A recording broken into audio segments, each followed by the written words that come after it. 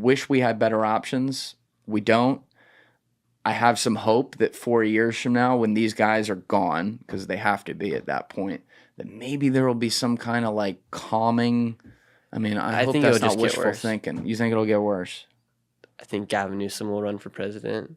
I think from that side, it's going to get a lot worse. And then the right's just going to get even probably more extreme because the left's going to get more extreme as well.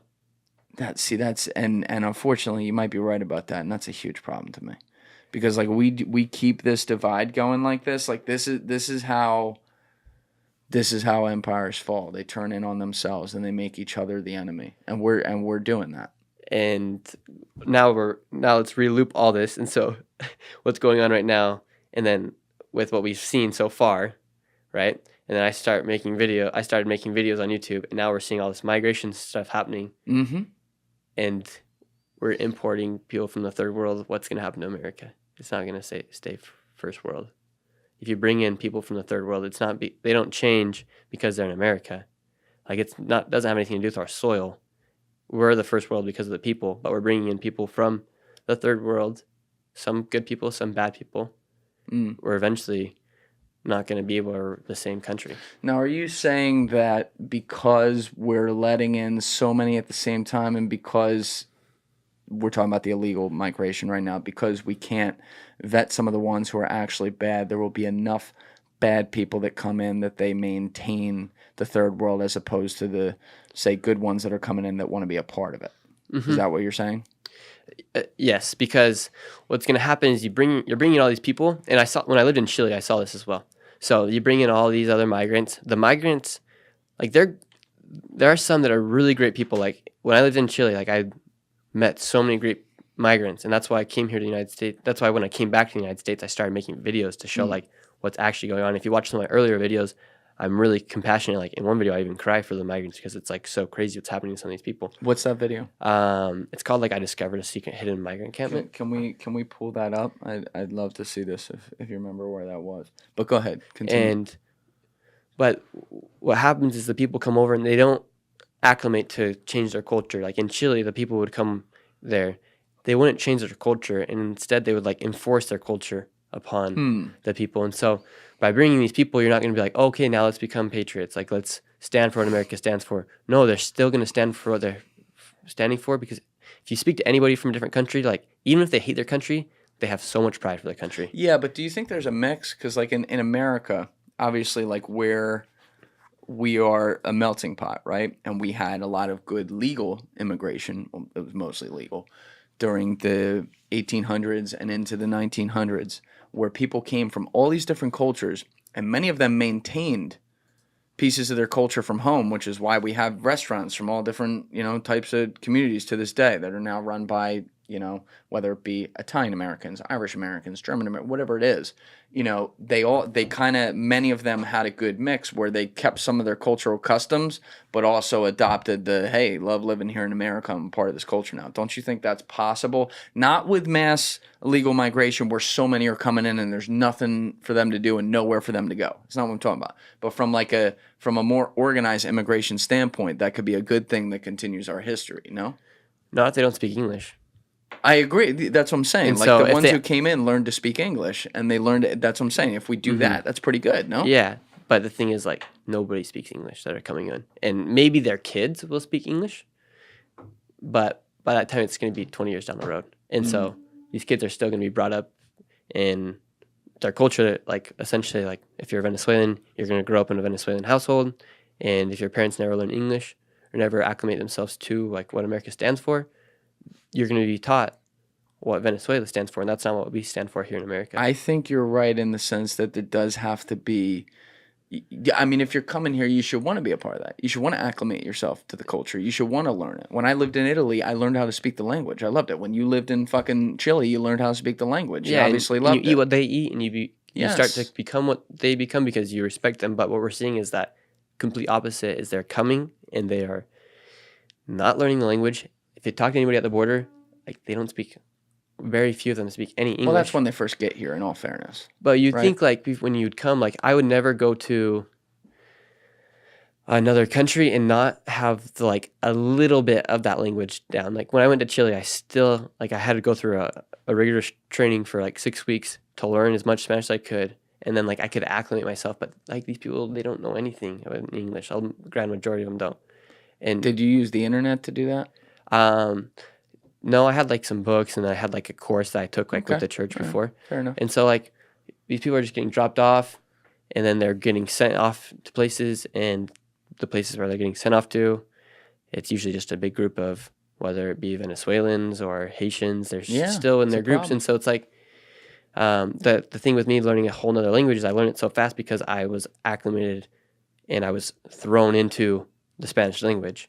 And I was speaking every day with them, but these people are coming and they're starting their own like little groups in different places. If you go to a migrant shelter here in New York City, it's all usually, if you want, I think it's like Venezuelans or Colombians.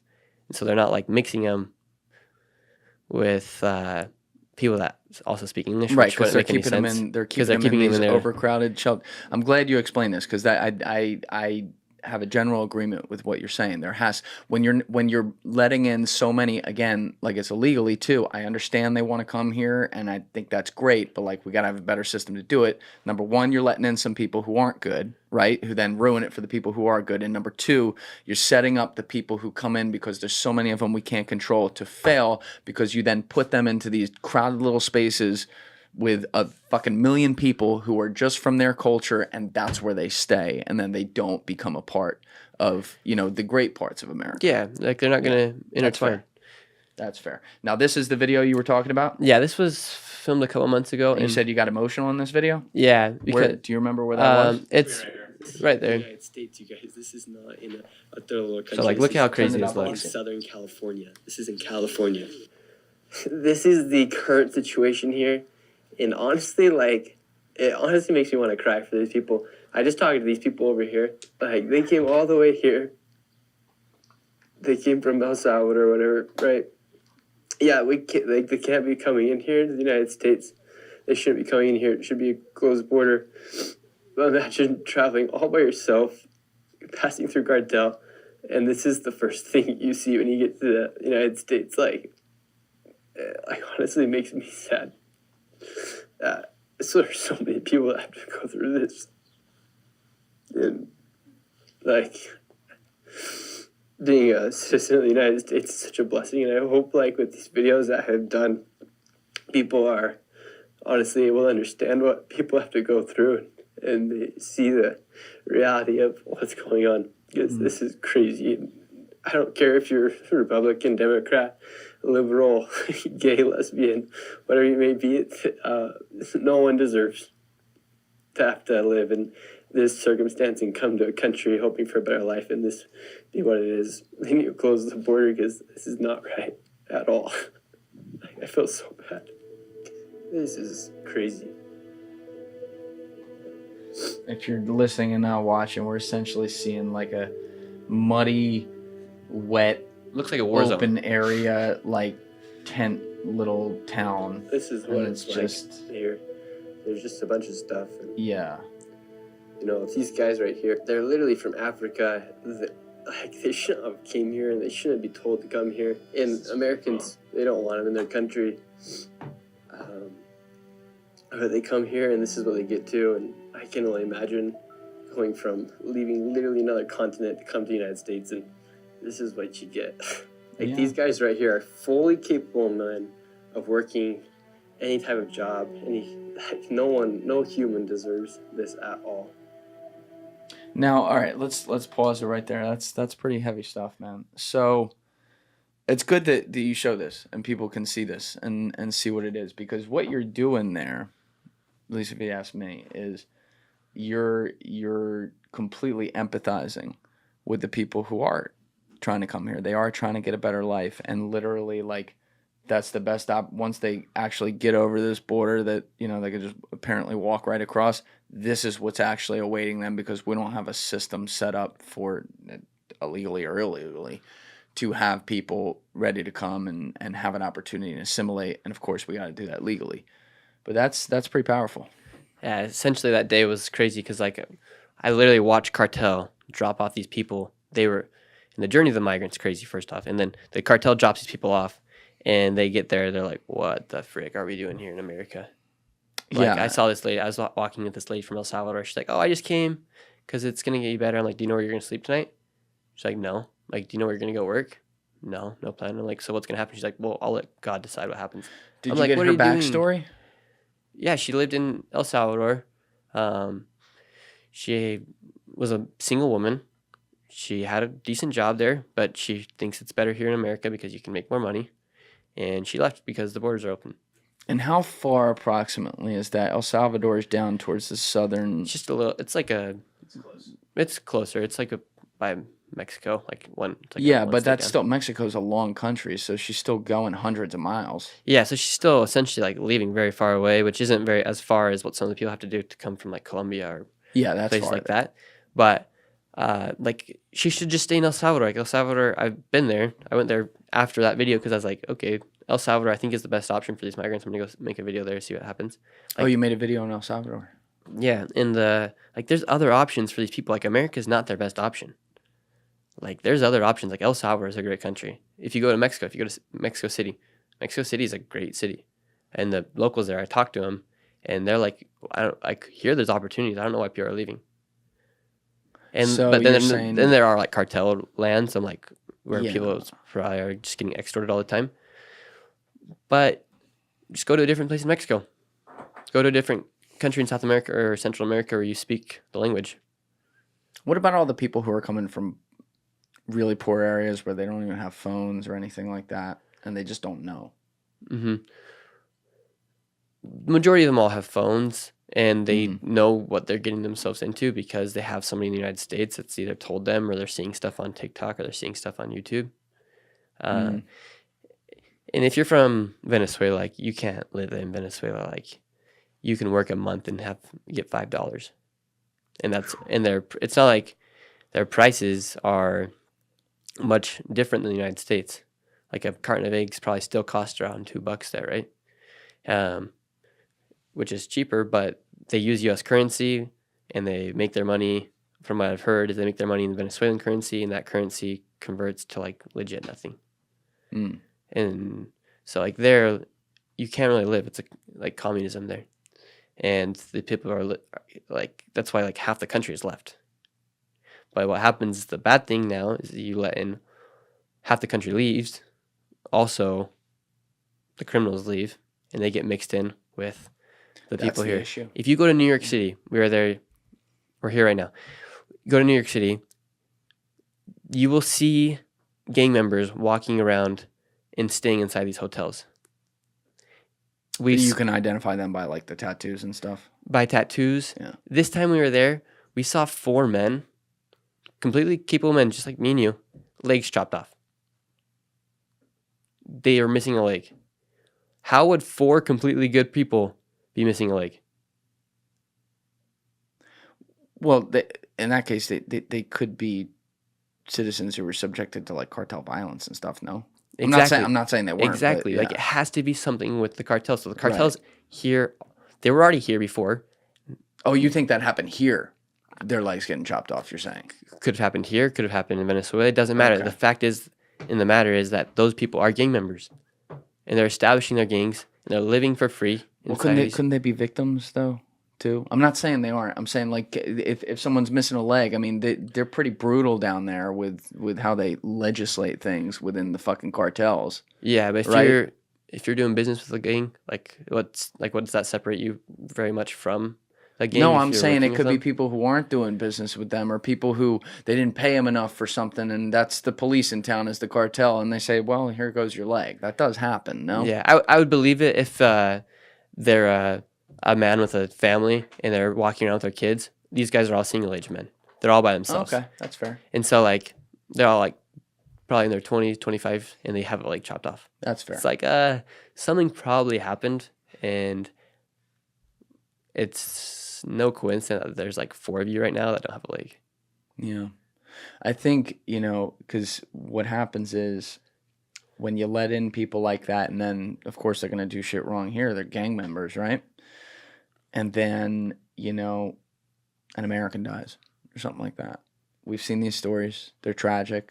It's horrible, and I understand why that then makes people extremely angry about the border. Like when I see stuff like that, I get Makes you angry about it mad. too. Yeah, And but so, how do we like how do we fix this so that we have a better system for people to legally immigrate? And let me qualify that for a second, because like I complain about the border all the time too, and then I'm like, well, also how do I solve this on the other end?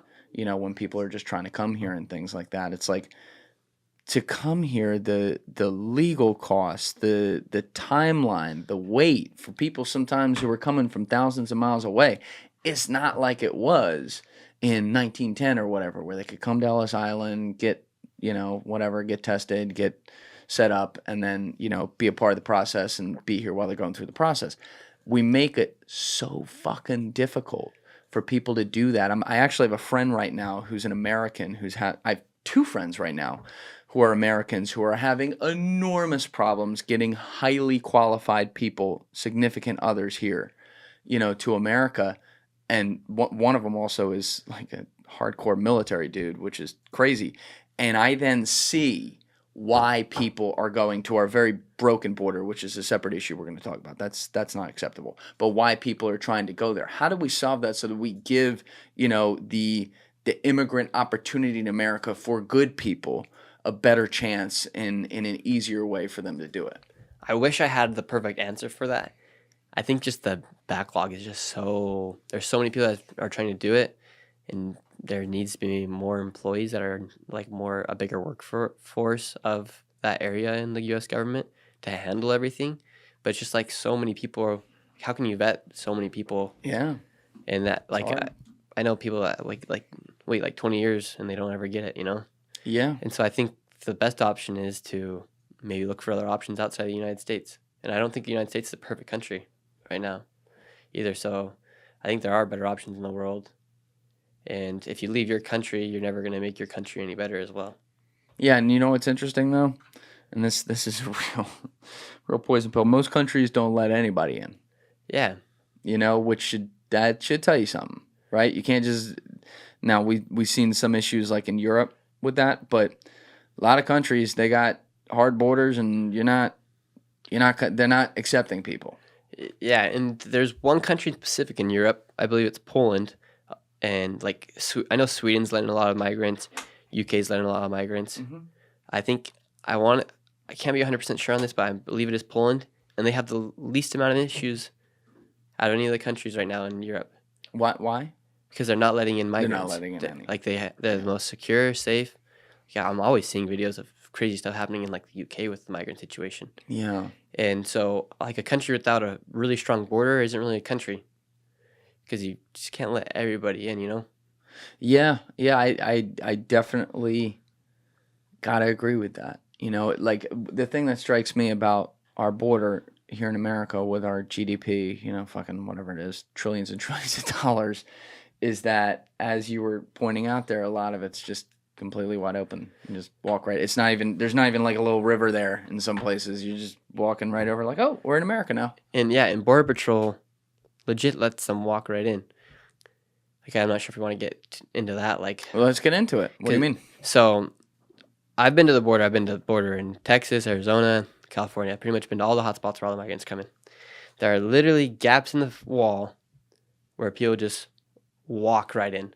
No fear. They're smiling as they come across. What do you mean gaps in the wall? There are legit gaps in the wall. Like, they built this huge wall, right? There's huge gaps.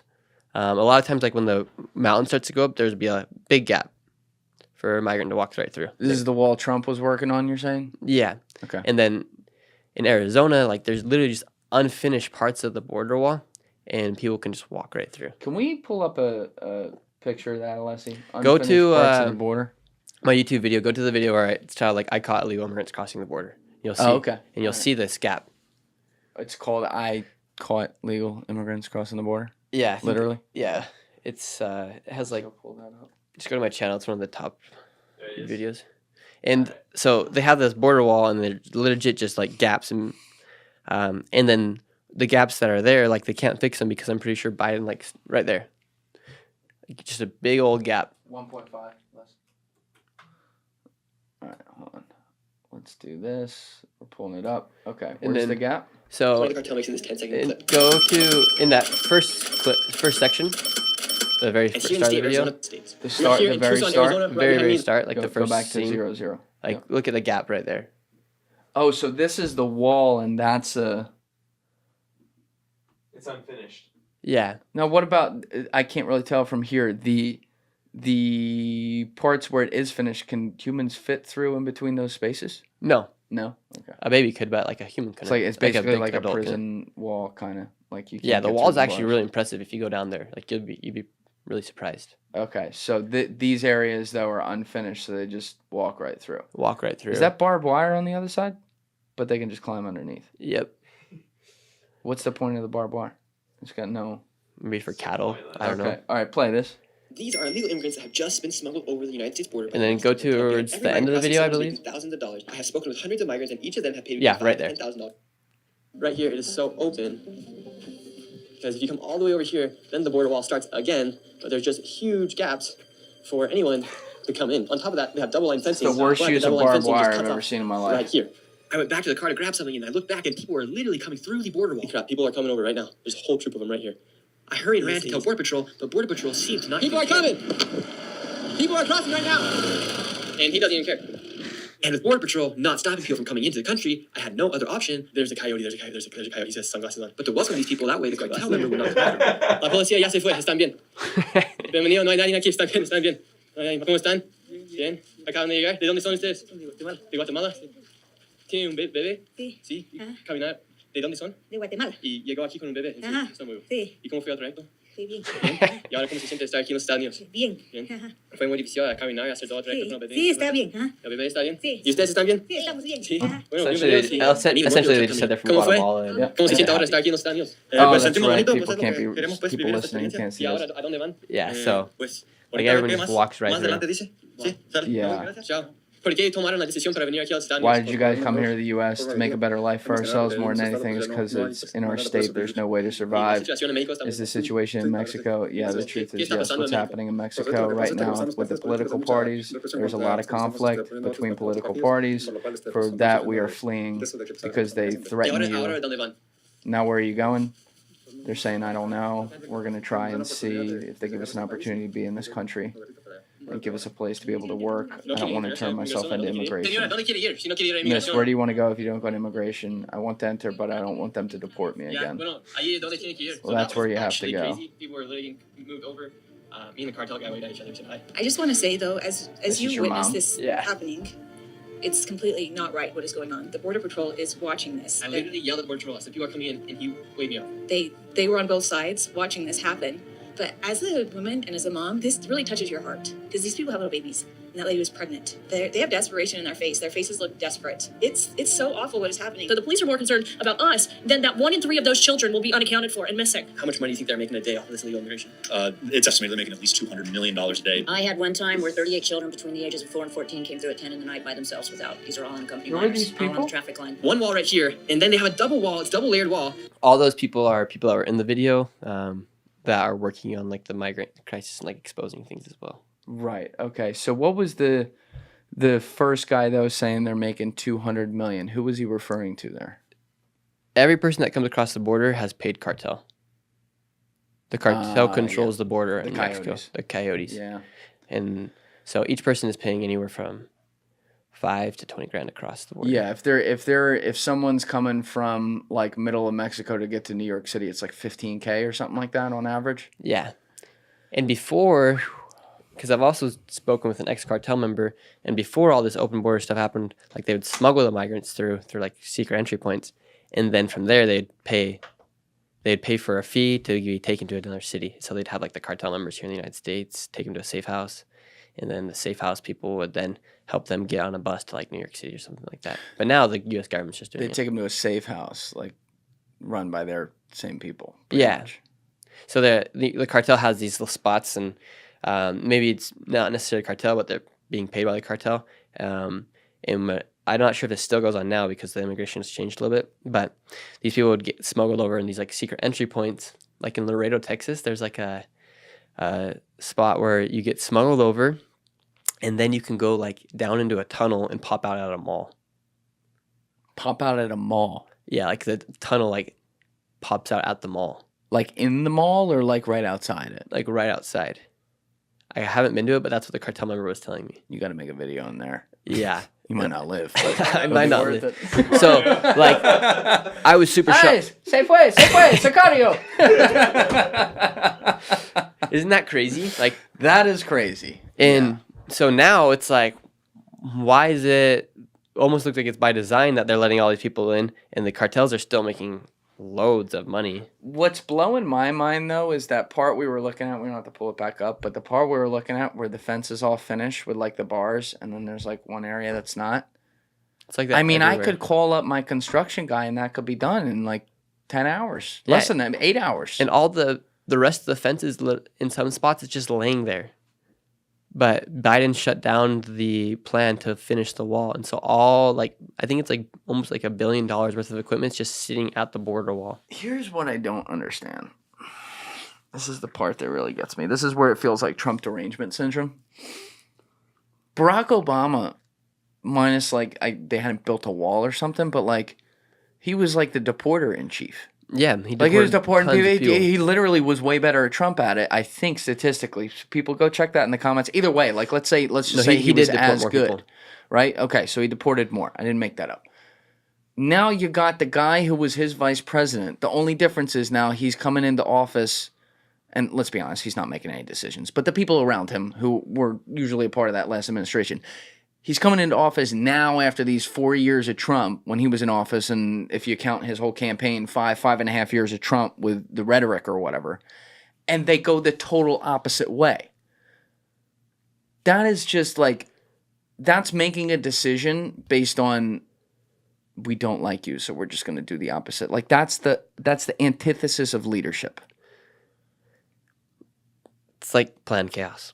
Yeah, but you and know, it's just like maybe the times have changed and maybe like they had different ideas at that time, like Obama and Biden. But now it's like you can't even like if you watch that video, it's like so obvious that stuff's happening. I'm trying to tell Border Patrol, hey, people are coming over. Border Patrol legit denies me, and Border Patrol really can't even do anything because it's their job, but they're being told from these are ICE agents. Border Patrol agents. Explain to me the difference again. I think ICE is like once they're in the United States, they take care of them. They do like all So they're a totally separate agency. I believe so. Like I think they still all work for the Department of Homeland Security.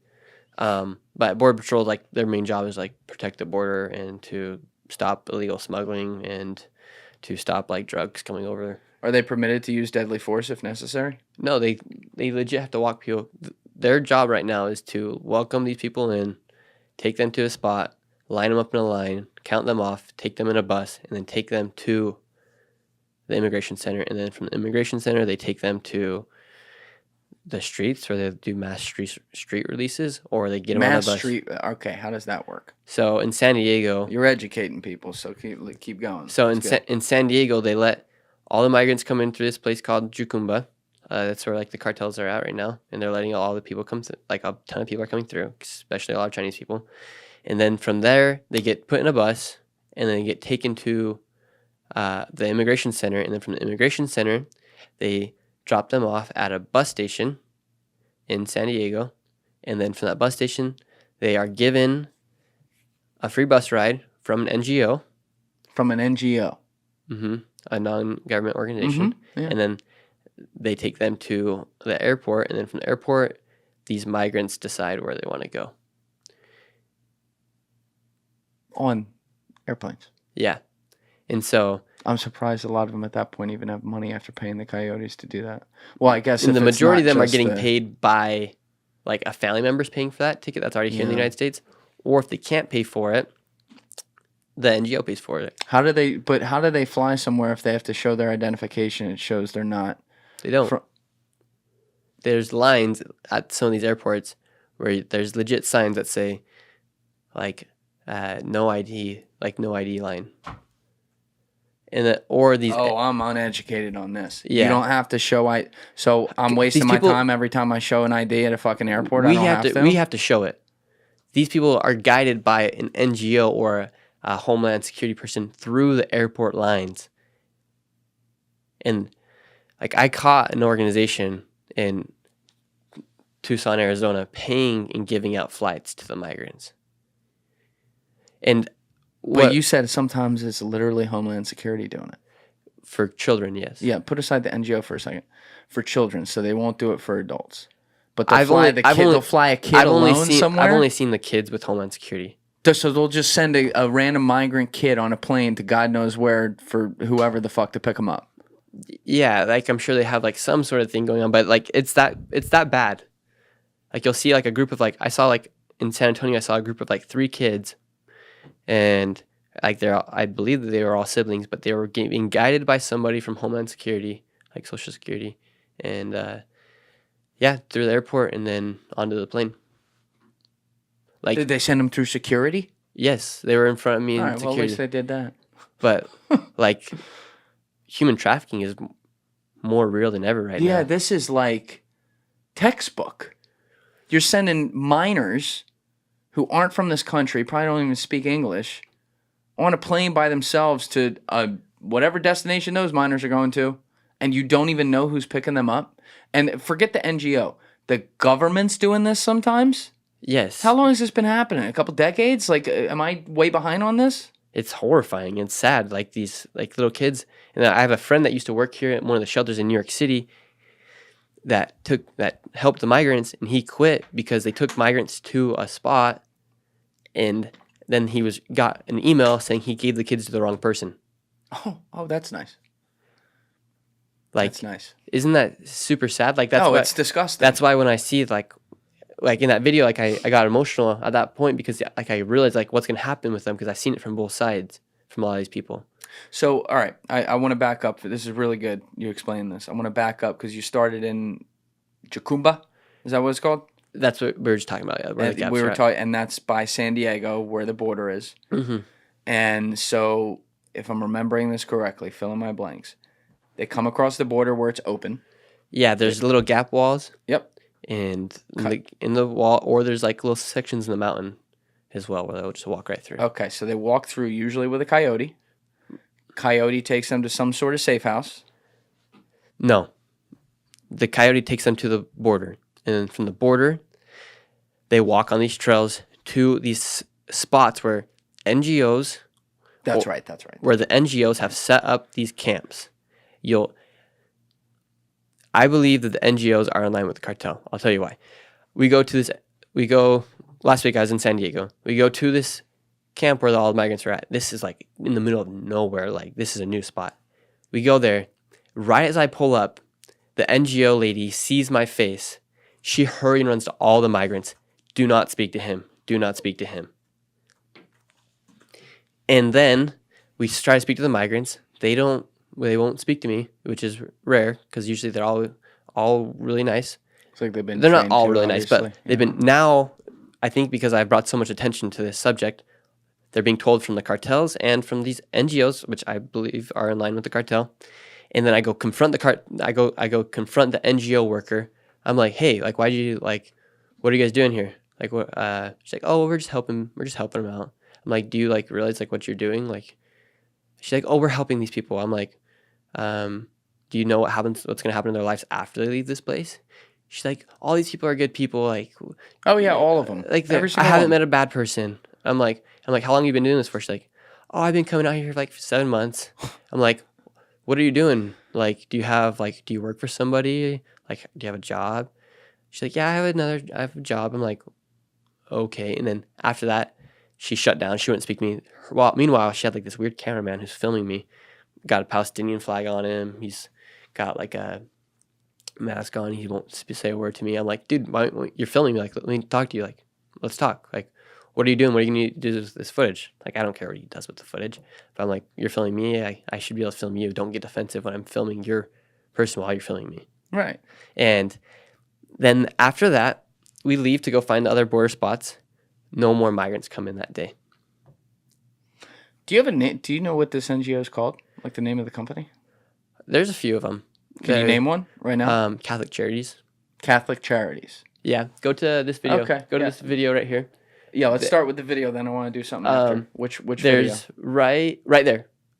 Walking around walking around the camp. All right, hold There on. are Walk you guys blankets through what's here at this camp. from Like, just Catholic shelters charities. Those built purple over blankets here. are blankets from And Catholic the charities. craziest thing is everything is funded by American Red Cross and Catholic services. And here's the space blankets that they use to sleep at night here. And then blankets. from that, So it's a Food here for religious. everybody. And they even got so coffee for so the them. Catholic Okay, pause that. community services, especially in that area in Arizona, they're the ones giving out these free flights to people, and they'll The take Catholic charities are. yeah, So you think, and this is interesting. and so they'll take them like the border somehow, like they're in lines with like the border patrol because they have these huge encampments, like huge, where they're taking in all these migrants and they're giving them these free tickets. So you think Catholic? It's called Catholic Ministries. Is that right? Catholic Community Services. Okay, Alessi, can you type that in? I want to see their website. Let's put that up on the screen. Catholic charity. Yeah. Put it up where the video is. So that we Catholic can- Community Services. So that we can see this. Community services. Okay. That's Yeah, because I don't Catholic know. Charities USA or Catholic Community? Catholic Community Services. Okay. This one. So not that one. Probably has to do with that one as well. Catholic Community Services. Type in that. Because that's what it's called in Tucson, Arizona. Catholic Community Services. Services do and type in NGO. Try that. Catholic Charities Community Services. That looks similar to what we. yeah, just I looked think at. that- Open vague name. Catholic charities. Like. Okay. Do Hit the about us. Who we are. All right. Monsignor Kevin Sullivan. He's a priest, chair of the board. Monsignor Kevin Sullivan is the executive director of Catholic Charities of the Archdiocese of New York. Oh, this might not be it. Yeah. Does that look right? Or No, look up Catholic Community Services, Tucson, Arizona. there was a logo. I remember. It was. Look Alright. up Tucson, Arizona right here. Yeah, dude. Tucson, Arizona. Yeah, that one right there. So That one? Yeah, that's the building in. Okay. Yep, that now one. let's go to about up there, up top. Yep. Perfect. So this organization, they have like a place called like they have it's called like Casas Alitas, Okay. and there once you get into Arizona in that section of the border, they will then take you to there or to another building, and then from there they'll give them like free rent and like stay for like a week while they like figure out where they're gonna go, the migrants, and they'll give them the free plane tickets, and they'll give them like all the paperwork. All right, go to the initial about, Alessi, and then I'm going to have you come back to this, where you are right now. Okay, so it says about Catholic Community Services of Southern Arizona. Clients, staff, volunteers, donors. We're from many backgrounds and many walks of life, but we are all a part of the Catholic Community Services of Southern Arizona family. Together, our work touches lives every day in great and small ways. While our services are many, one thread binds our work together. We help children, families, and individuals live with independence and dignity. Now go back to where it says history of CCS. Okay, good. This year was 1930. The year was 1933. The Great Depression was at its height. The Dust Bowl ravaged the nation's midsection. Banks tottered on the verge of collapse. Tens of thousands of Americans left their homes in search of work. Amid this troubled backdrop, the National Conference of Catholic Bishops spoke out. They issued a compelling mandate to serve the needs of those who suffered. From this call to action, Catholic Social Services of Arizona was born. Okay, so it was born with the Great Depression here, but I'm trying to put this together because they were like shutting you down, telling you you couldn't even film and whatever, and then stop the migrants from coming across later that day. And we're treating you like shit.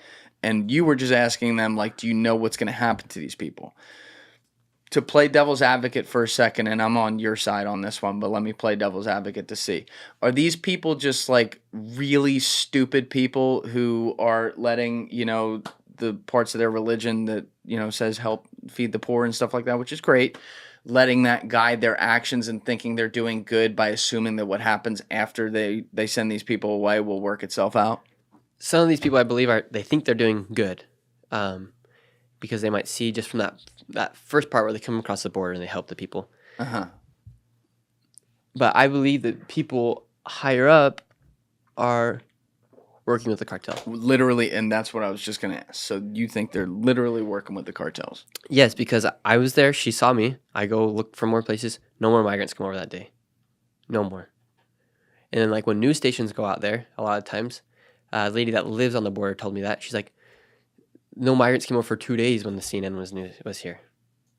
Oh, that's so sketchy. She said Well, do you think that's- CNN do you was think- camped out in front of my house for 2 days and no one came over. All right, another devil's advocate. Do you think that could also be the coyotes because they're good at their job? They Don't care. Like they're gonna They make don't money care either at way. all? Like they're like yeah, but if they have CNN cameras all over them while they're doing this, their business could run into some problems. No, if they have you filming it, their business could run into some problems. no, because the United States isn't doing anything to stop them. So like they have no incentive. They have like, Right, nothing but to- but hold on. Let's assume for a minute that they're thinking to themselves that can change because we are talking at a time right now where it's gotten so bad that Biden did actually just what the fuck did he do again, Alessi? he called like an executive order, but it's really not going to do much because it only stops migrants from coming in once they hit 2,500 migrants per day. But he's still flying in. Right. 30,000 So a it's month, still not much, but it's like something. Like he's literally. So what I'm saying is these guys have this crazy millions of dollar a year business where they get all these people to come across. If they know, like if I'm a guy running this business and I know there's people with serious attention with cameras right there across the border and I got my eyes on that and I got a scope, I don't want them seeing this because I don't want it to add up to where, yeah, I'm just bringing them across all the time and suddenly it starts to get out into the public and legislation happens. That's why they were so mad when I got there. Right. And But I'm saying like it could be coming from that side as opposed to these idiots at the whatever, that Catholic charity. I don't think so. I think because if they're on the side of Mexico, like nothing's going to happen to them. If who's on the side? Like the cartel members, if they're bringing the people over, like the coyotes, like why would they stop? I think it's just because the NGOs don't want the light to get on them when they see all these migrants coming over. Yeah, it could be. You might be right. I'm just playing devil's advocate because, like, I'm saying if I were, and I'm not, but if I don't know how these guys think, but if I were a coyote and I had a business that I worked, 4 days a week, and every pop I did it, after I cut up to the guys above me, I'm making 20 grand a pop, bringing these people across the border. If I saw that, I go over there 3 straight days, there's no cameras. Then the 4th day, there's a camera. I'll say I'll just wait for the 5th day or 6th day when these guys are gone so I don't draw attention. Or they'll just go to a different spot. Or go to a different spot. So maybe they did that day. Yeah, and I'm sure they did because either way they're going to get their money. Like they're not going to stop a company from making $200,000 in a day. Right. And so like either way they're going That's to make right. their money. And yeah, complete chaos. Like it makes you mad. Like and then something even crazier. So some of the migrants were over there and they got like kind of stranded at the encampment that day when I was in San Diego. They give me their piece of paper. These Chinese guys do. Because they're like freaking out. They're like, what's going on? Like, what are we doing? Like, what? Like, how much time are we going to wait? I take a photo of that piece of paper, step by step by step on what happens and where are they going right as they come across In the border. English. No, in Chinese. In China. What? Okay, so you had someone translate it. Yeah, I just used my phone. I took a photo of it and the whole paper translated. And they're like, go to this bus stop. They will be waiting for you here. And then from here, they'll take you to the train. And then from there, you'll be able to go to the bus stop. And then from there, then this NGO will be waiting for you at the bus stop and they'll take you to the airport. All right. I've been waiting to come back to this, and now you just brought it up. So let's do it real quick. I have to go to the bathroom. When we get back, we're going to talk about the Chinese coming across the border. Yeah. All right, we're back. So I had heard a podcast maybe 5-6 years ago that Joe Rogan did with the guy who wrote the book Fentanyl Inc. Mm-hmm. You ever hear of that? I haven't heard of the book. It was a very eye-opening podcast interview because this guy was not a drug reporter or anything like that. He was like a culture reporter. He wrote about like music, and I forget what it was, but there was some story he was assigned that then somewhere in the story someone mentioned something to him about fentanyl, and he was asking him about it and then got really curious, and it turned into this whole thing that turned into an investigation that turned into a book. And one of the things he did, which was savage, was he essentially just went alone himself undercover to China, to the labs where they're making this stuff to see how easy it would be for him to procure it. And it was extremely easy, no strings attached or whatever. And what he was explaining is that then it ends up in Mexico and it comes across the border. Now, we're not even getting to espionage or things like that right now with another world power who certainly doesn't see things eye to eye with us as far as our governments go. But what you're talking about at the moment is people coming across the border with directions of what to do, and we don't know who the fuck these people are. And listen. They could be peddling fentanyl. I'll even say that's probably not even likely. They're probably just putting that through the Mexicans at this point with actual cartels. But like, they're probably here doing espionage things. No. Nobody knows where the Chinese people go after they cross the border. You will not see a Chinese migrant at one of the shelters. They are all going somewhere. Do they have money on them? I assume. Yes. And I talked to this lady that lives on the border. Her backyard has a big gap in it. She says that Chinese migrants will come through and offer her money, and they'll pull out their wallets and they'll have wads of $100 bills. And they're like, Wi-Fi, food, and they'll offer her money. And then she'll be like, where are you going? And they'll say, camp, going to camp. Going to camp. And they're not going to camp. Think about it, camp. What kind of camp could they be going to? And they're letting all these people in. You're saying they never end up there, though. You said that at the beginning, right? They never end up at the shelters, but they say they're going to camp. So what does that mean? Like potentially like their own military camp, potentially their own little camps where they're moving all these drugs around or anything like that. Like these Chinese migrants are not. You not go to New York City and you not see Chinese migrants inside the shelters. Do they end up at the airport in that whole system where the NGOs are walking them through security? I guess not Homeland, because you said Homeland only does kids. You won't see them there. If so, very few. If so, very few. So do you have that picture of the map of the directions? Yeah, I have that it. Translated. Mm-hmm. Can you pull that out? Yeah. Can we read it? Yeah, let's do it. Let's do that. That's the best way to do it, and then I'm gonna let you explain the whole thing. Yeah, and so like these. And can you send this to Alessi or text it Yeah. to me, and we'll have it on. We'll have it on. If you can airdrop it. Yeah, airdrop it to Alessi, and he'll put it up on the screen right now. That's Okay. the best way to do it. Because while you're doing that, I'm gonna, so that you can do that. Just kind of add something here. I can't believe that it is not a bigger conversation, not even just like Chinese, but the fact that people from countries nowhere near South America are finding a way to easily get into, I guess, Mexico, right? And then come right up and cross the border in these places. Like it's like a worldwide thing. Like, oh, we're going to come in here. And you're looking at a situation where I'm thinking from even just the highest level espionage type scenario, this is how it happens. It's blatant though. That's It's blatant. Sorry, your mic's not on. I was gonna say it's just so blatant though at this point, where it's like everyone knows that. It's like you're seeing Chinese. So what are they doing? They have money. Like it just seems so in your face, where it's like this can't be real. And they're using. We always talk about like the idea of using like capitalism or democracy against us, like our own system, where they're coming from a war system against us. This is a prime example. Right? And so everyone, and this is something everyone, no matter what the system is, can respond to in the world, but everyone's looking to make a buck, right? Walk up to someone who's got a shitty house on the border or something like that, you know? You hand them a few $100s, that's paying their bills for a couple months. That lady, she has nothing to do with them. Like she's like just happens to live there. I actually did like a full interview with her, and it'll come out on my channel soon. But yeah, she's like, this is horrible. Like we can't even live in our backyard with peace because we don't know who's coming through our backyard. All right. So here's the translation. Let's zoom in on this. It's the first one, or Um, you want to see that? yeah, so that has all the directions of like all the camps where they're going. Zoom in a little more because I want to read the top of that, Alessi. Okay, so it says, So when you are when our government leaves you outside without providing you with limited food, water, and medical eyes, if you find an urgent medical problem, please inform the volunteer or the patrol team immediately or call 911. You are located in one of the following camps. Is that a separate piece of paper? So that was given to them by someone at an NGO, it looks like? yeah, that's giving them on the Mexican side.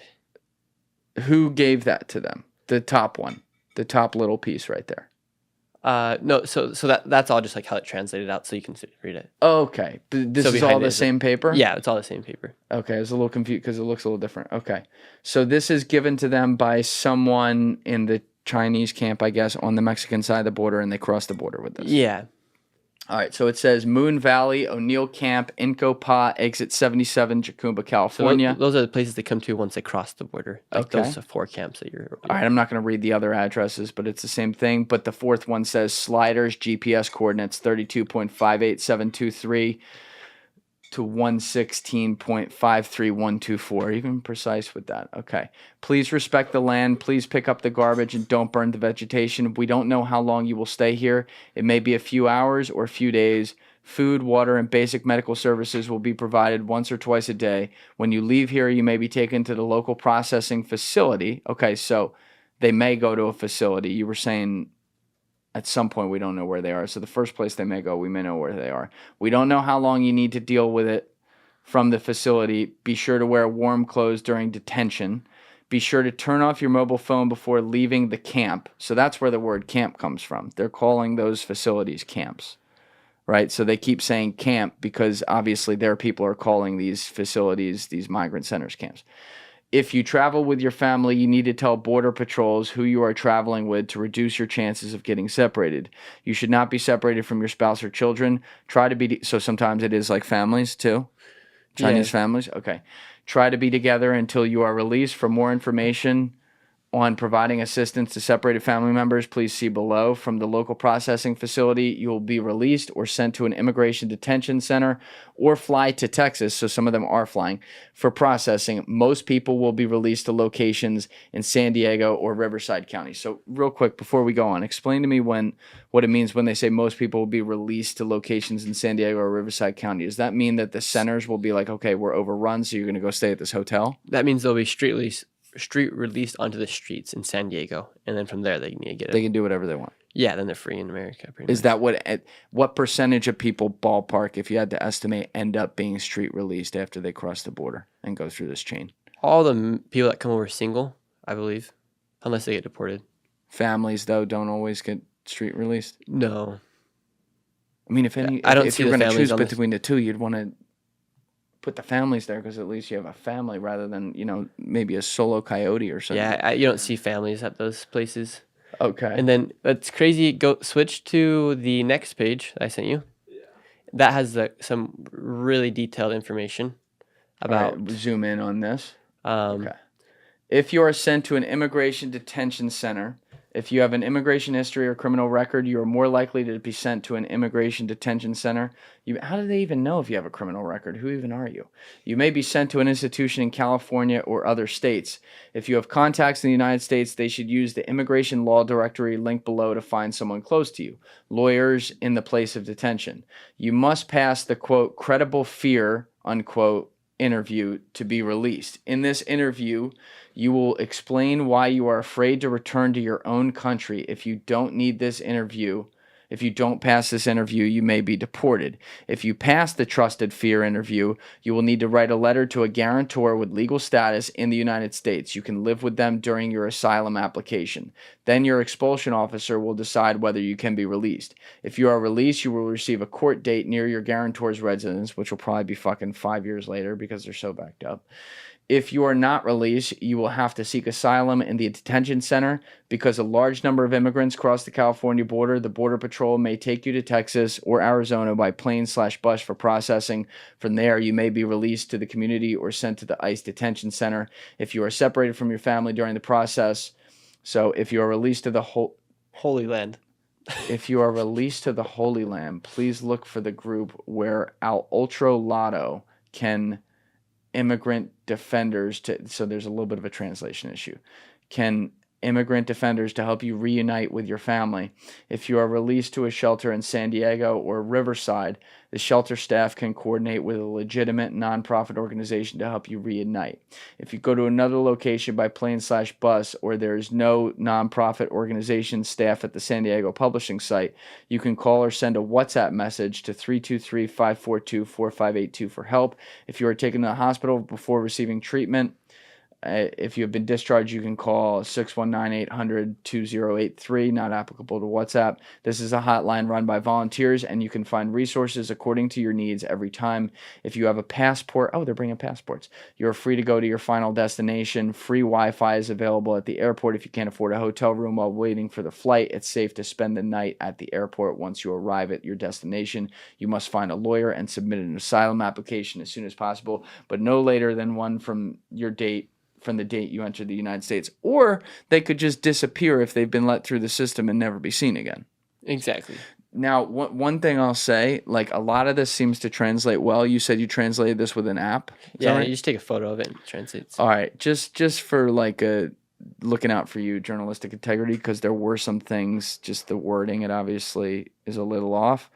Have a Chinese person translate this word for word so that it can be translated perfectly. Just do that for your own good. But like, obviously most of this is being translated correctly. That's wild. And while I'm reading it, Legit step-by-step instructions on what to do. but I'm getting dizzy reading it. There's so many different, like there's Like so many. they cover everything. They cover up to the Wi-Fi, the free Wi-Fi at the airport. This is a horrible example to use, but I'm going to use it. You know how like when you catch a fish, it's slippery, Yeah. right? And you already have to hold on to it. This system is like having a hand standing on the edge of the ocean, like on the edge of the boat, and having to hand that flopping fish like to 15 different people down the line and hope someone didn't drop it. That's what this is like. Yeah. And and then a lot of these people, they say if you have passport, the majority of them rip up their passport at the border. They rip it up. Yeah, because then once they get through these immigration centers, they can change their names, they can change their date of birth. Why even bring it in the first place? Oh, because they had to get into Because Mexico. they have to fly into Mexico. Yeah. It's not looking too bright. Like, and then if they do get deported, they just come right across and use a different name, and like they literally have them like tell them what to do in their interview. Can't we use like these facial recognition things now though to put them in the system? I mean, Christ, they're using it on Twitter. They can't use it at the fucking. Hopefully, I'm just being naive, but that's what I hear happens. This, like where they're not doing that, right? So you were saying though that because this does say some of the people do go to the airports, which makes sense, especially if they still keep their passport or something like that. It'd be easy for them to get across. But the directions are telling them to do it mostly by the book legally. But effectively, a lot of these people we suspect are not doing that. They're not getting to a place and contacting a lawyer and seeking asylum. Once they get somewhere, they're just disappearing. I believe so. And why would they? If they already know they can be there without, because what happens is they get these court dates and they're like a year, anywhere from like a year to 5 years out. And so they have like at least that time to be here. But if you just don't show up to that court date, You're gone. yeah, you're just got away. Like, how can they find you? And then if you never use actually your real name, how are they ever going to find you? Do we have an estimate of how many people are coming across the border every day right now? So Illegally? Illegally or? Illegally. Yeah, so the United States caps it out. As of like 2 days ago, they capped it out 5,000. But What now, do you mean they capped it out? like after 5,000, they shut down the border. Oh, that's But nice. so Joe Biden just came out that executive order, but now 2,500, and then they cap it. So when you pass that border patrol agent on the motorcycle, this is before he put in that legislation. Maybe it was 5,000 before that. Basically, he's going past you because he knows, well, we're only at 3,123 today. Pretty much. And so, like, they cap it out, but like, so now instead of like with this new executive order, they're still letting in 2,500 people a day, which is a lot of people. But you think the people are really just going to wait in Mexico? Like, they're eventually going to figure out how to come through. And so what's actually going to happen? Wait, what do you mean? So like, say they can't come in that day. They're just going to wait to the next day. Oh, they're going to wait for, yeah. And they just wait for the next day until it's their time. Like, I went to Mexico City to see what was happening as well. And like, the Biden administration has also created an app called the CBP One app. And what? The Biden administration has like re-implemented this app called the CBP One app. And so once a migrant gets to any migrant from Venezuela, Nicaragua, Cuba, or Haiti, they can use this app called the CBP One app. What happens is they get to the United States, they get to Mexico, and then from Mexico they apply for that app. And then once they get the approval for the app, they are given a date to come and present themselves at U.S. Customs. And then from there, they're let into the United States. So Now, this is different than crossing the border So illegally. is this somewhat legal? Yes, it's like, it's legal, but they're still bringing in, like, the United States of America is literally bringing migrants into America. And not even that. But do we get their actual name, who they are? They have to give identification. I'd hope so. But a lot of these people from these countries don't even have it because they've lost it. Thank you guys for checking out this clip. If you haven't already subscribed, please subscribe and hit the like button on this video. It is a huge, huge help. And if you'd like to check out this clip's full podcast episode, that link is in the description below or right here. And finally, you can follow me on Instagram and X by using the links in my description below.